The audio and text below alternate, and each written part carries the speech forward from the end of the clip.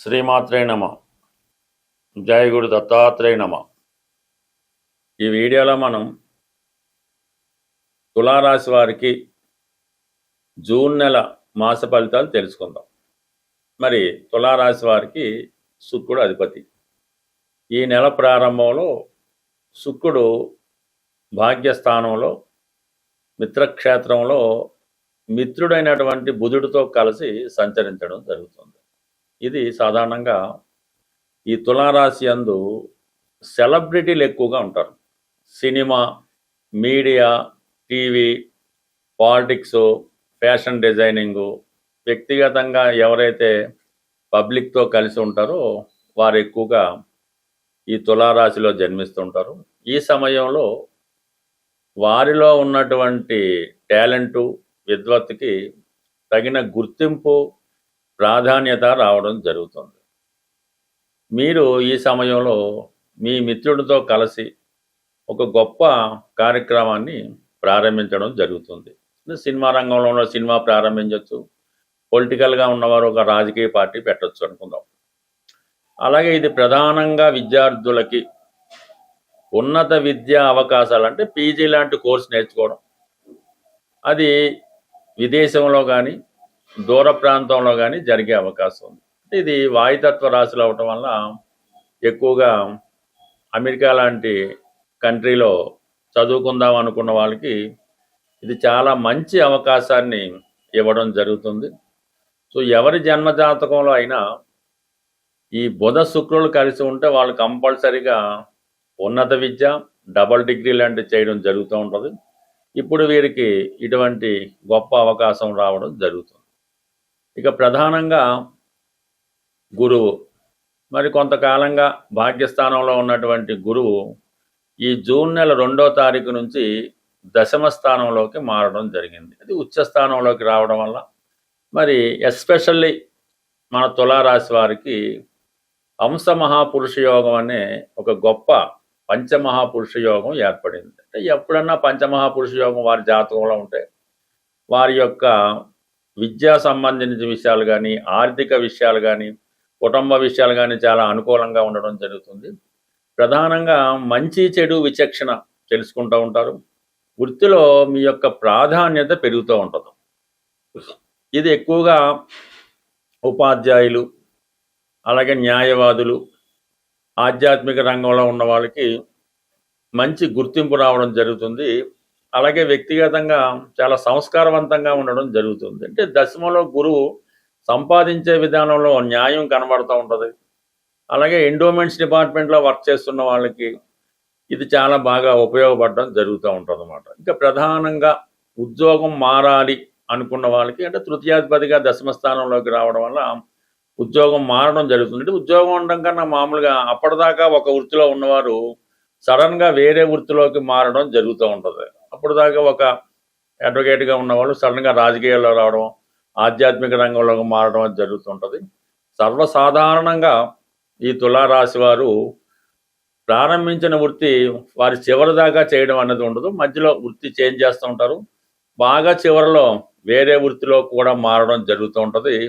అందువల్ల జీవనోపాధికి ఒక వృత్తి చేస్తూ ఉంటారు, వాళ్ళు హాబీగా ఇంకొక వృత్తి చేస్తూ ఉంటారు. అలాగే ప్రజల కోసం, పబ్లిక్ కోసం వేరే వృత్తిలో చివరిలోకి మారడం కూడా జరిగే అవకాశం ఉంది. అలాగే వృత్తి మారేద్దాం అనుకున్న వాళ్ళకి ఇది గొప్ప అవకాశంగా మనం భావించు. 6లో శని కూడా మనకు ఉండడం వల్ల మరి మీరు ఒక ఎన్నికల్లో పోటీ చేసినా, ఒక క్రీడా రంగంలో పాల్గొన్నా 100% మీకు సక్సెస్ రావుతుంది. అయితే 6వ స్థానంలో ఉన్నటువంటి శని భగవానుడు సాధారణ స్థాయి, చిన్న స్థాయి ఉద్యోగాలకి చాలా వరకు అవకాశం ఇవ్వడం జరుగుతుంటుంది. ఇప్పుడు గురువు ఎప్పుడైతే తన యొక్క 9వ దృష్టితో 6వ స్థానాన్ని చూస్తున్నాడో ఇది సాధారణంగా ఉన్నత స్థాయి పదవులకి కారణమవుతూ ఉంటుంది. అది సివిల్స్ లాంటి ఉన్నత పదవులకి ఈ సమయంలో మీరు ప్రయత్నం చేసినా అది కంపల్సరీగా మంచి విజయ అవకాశాలని తెచ్చిపెట్టడం జరుగుతూ ఉంటుంది. సో ఇవన్నీ అనుకూలంగా ఉన్నప్పటికీ మరి ఈ నెల 15వ తారీఖు వరకు రవి అష్టమ స్థాన సంచారం జరుగుతుంది. అది ప్రభుత్వ ఉద్యోగులకి అధికారుల వల్ల ఇబ్బంది కావచ్చు, సాధారణ వ్యక్తులు కూడా ఈ ట్యాక్స్ ప్రాబ్లమ్స్ కానీ, ఇన్కమ్ ట్యాక్స్ ప్రాబ్లమ్స్ కానీ సడన్గా కొంతవరకు మీ యొక్క నేమ్ అండ్ ఫేమ్కి భంగం కలిగే విధంగా ఏదైనా ఐటీ రైట్స్ లాంటిదో ఇంకోటో జరిగే అవకాశం ఉంది. ప్రభుత్వ అధికారుల నుంచి కానీ కొంత వేధింపులు లాంటివి కూడా జరిగే అవకాశం ఉంది. ఎస్పెషల్లీ గవర్నమెంట్ ఉద్యోగులకైతే పదవీ గండం లాంటిది కూడా ఈ సమయంలో కనబడుతూ ఉంటుంది. అయితే ఈ 15వ తారీఖు దాటిన తర్వాత ఆటోమేటిక్గా మరి రవి భాగ్యస్థానంలోకి రావడం వల్ల మరి 15 తారీఖు వరకు ఏర్పడినటువంటి సమస్యల నుంచి బయటపడడం జరుగుతుంటుంది. ఆటోమేటిక్గా మీరు పెద్దవారిని కలుసుకోవడం, వారి నుంచి కొంత సమస్యల్ని పరిష్కరించుకోవడం, వారితో కలిసి మీరు కొంతవరకు జర్నీ చేయడానికి కూడా ఉండే అవకాశం ఉంది.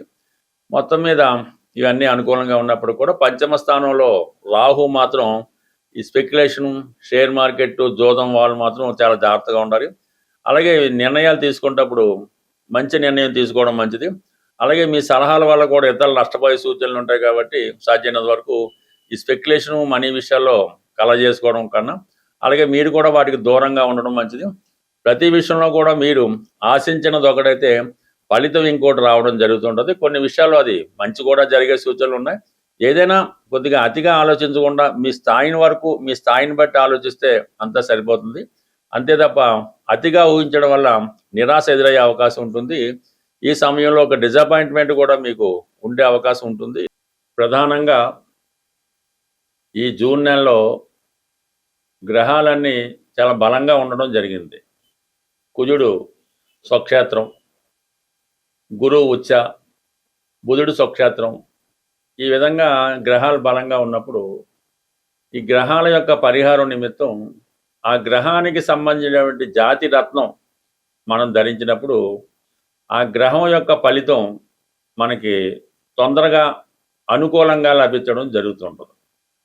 సో సాధారణంగా ఈ జాతి రత్నాలు కొంతమంది ధరించినప్పటికీ కూడా ఈ గోచారంలో సంచరిస్తున్నటువంటి ఈ గ్రహాల ప్రభావం కూడా ఆ జాతకుడు ధరించినటువంటి రత్నం మీద ప్రభావం చూపడం జరుగుతూ ఉంటుంది.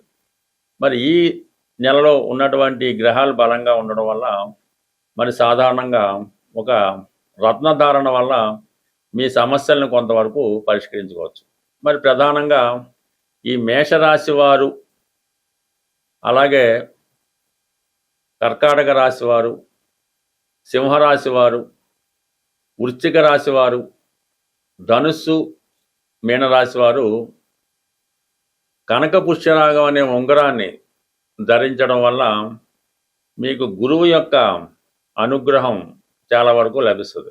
అంటే గురువు సంతానకారకుడు, ధనకారకుడు, ఏదైనా ఒక అదృష్టానికి కారకుడు కాబట్టి ఇవన్నీ ఉంటేనే జాతకుడికి మిగతా పల్లెలు వస్తాయి. కాబట్టి మరి ఈ రాసుల వారు కనక పుష్యరాగం అన్నది 100% ఈ సమయంలో ధరించడం మంచిది. మరి కుజుడు యొక్క బలంగా ఉండడం వల్ల ఈ పగడాన్ని మేషరాశి వారు, వృశ్చిక రాశి వారు, కర్కాటక సింహరాశి వాళ్ళు, అలాగే ధనుస్సు, మీనరాశి వాళ్ళు కూడా ఈ పగడాన్ని ధరించడం వల్ల వారిలో ధైర్యం పెరుగుతూ ఉంటుంది. చాలా కాన్ఫిడెన్స్గా పనిచేయగలుగుతారు. పెళ్ళికి అంటే వివాహానికి ఉన్నటువంటి సమస్యలు, వివాహం కాకపోవడం, ఇవన్నీ కూడా పరిష్కారం అవుతుంది. ఎవరైతే సొంత గృహం కోసం ఎదురు చూస్తున్నారో వాళ్ళు పగడం ధరించడం వల్ల వారి ఆశయం నెరవేరే అవకాశం ఉంది. అంటే కుజుడు ఇప్పుడు బలంగా మేషరాశిలో ఉండడం వల్ల ఈ రాశుల వారు ఈ రత్నాన్ని ధరించవచ్చు. ఇక బుధుడు అంటే వ్యాపార కారకుడు. వ్యాపారం సజావుగా సాగాలన్నా, సరైన సమయంలో సరైన నిర్ణయం తీసుకోవాలన్నా, షేర్ మార్కెట్లో రాణించాలన్నా, విద్యార్థులు విద్యలో రాణించాలన్నా పచ్చ అనే ఉంగరాన్ని ధరించవలసి ఉంటుంది. అంటే పచ్చ ధరించేటప్పుడు అది కేవలం 3 క్యారెట్లు 5 క్యారెట్లు అన్నది కూడా ధరించక్కర్లేదు. కేవలం ఒక 1 క్యారెట్ కూడా సరిపోతుంది. మంచి పచ్చ లభించినప్పుడు విశేషమైనటువంటి ధనాకర్షణకి పచ్చ కారణం అవుతుంటుంది. మంచిది దొరికితే పెద్దలు లభించవచ్చు, కానీ అది విపరీతమైన ఖరీదు ఉంటుంది.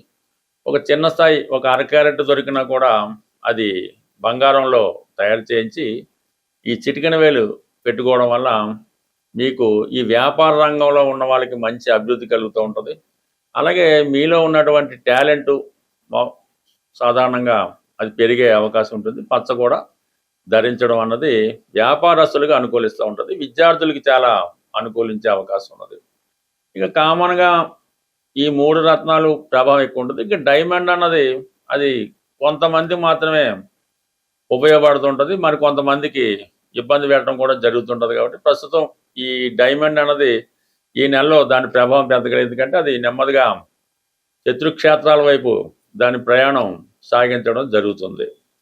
ఇక నీలం, నీలం అన్నది కూడా మీనరాశిలో ఉండడం వల్ల ప్రస్తుతం నీలం పెట్టినా కూడా దాని ప్రభావం పెద్దగా ఏమి ఉండదు కాబట్టి నీలం ధరిద్దాం అనుకున్న వాళ్ళు కూడా దాన్ని పక్కన పెట్టు. ఎస్పెషల్లీ ఎలా ఉంటుందంటే ఈ నీలం అన్నది ఫలానా నీలమే ధరించాలి, లేదంటే ఫలానా మయూర నీలం ధరించాలి అన్నది ఏముండదు. ఈ నీలం అన్నది చాలా సాధారణమైనటువంటిది. ఒక 50 రూపాయలకు దొరికే నీలమైనా కూడా అది ఎవరికైతే పడుతుందో వాళ్ళు ధరించవచ్చు. నీలం ఎప్పుడు పెద్ద ఖరీదైన దక్కలేదు. ఈ నీలం అందరికీ ఉపయోగపడదు, కొంతమందికి మాత్రమే ఉపయోగపడుతుంది. నీలం ధరిద్దాం అనుకున్న వాళ్ళు ముందుగా ఆ రత్నాన్ని సేకరించి మీ యొక్క శరీరానికి తగిలే విధంగా ఒక వారం రోజులు పెట్టుకోవడం కానీ, తల కింద పెట్టి నిద్రించడం కానీ, దగ్గర ఉండాలి ఒక వారం రోజులు. అప్పుడు అది మీకు పడుతుందా లేదా అన్నది తెలిసిపోతూ ఉంటుంది. అనవసర కళలు రావడం, భయం కలగడం జరుగుతూ ఉంటుంది. నీలం మాత్రం ఏది పడితే అది ధరించడం, ఎవరు చెప్పి ధరించడం అనేది కొంచెం జాగ్రత్తగా ఉండవలసిన స్టోన్ కాబట్టి ఏదన్నా నిర్భయంగా ఎవరిని అడగకుండా ధరించగలిగే ఏకైక స్టోను కనక పుష్యరాగం. స్వస్తి.